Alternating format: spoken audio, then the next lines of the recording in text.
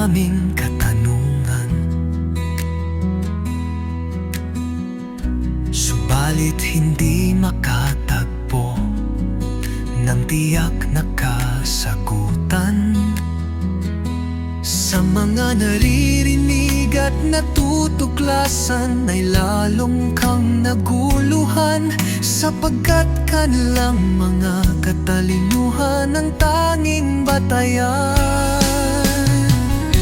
Gumising sa pag-asa, ang sikat ng araw ay gaganda sa umaga.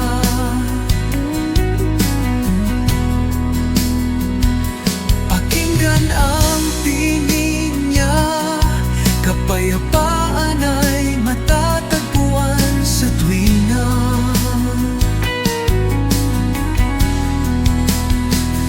Itoon lamang kay Jesus ating mga mata, upang puso ay sumigla.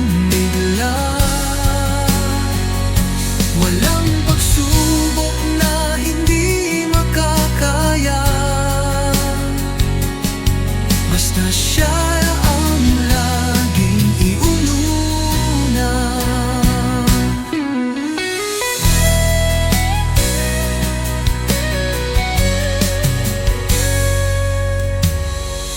Kung sa mundong ito ay wala kang katiyakan,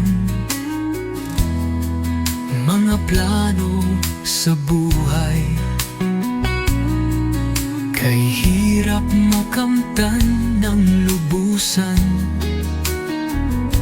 Maraming hadlang na nagdudulot ng lubusang kasawian, na nagiging sanhi ng kawalan ng pag-asa at kalungkutan.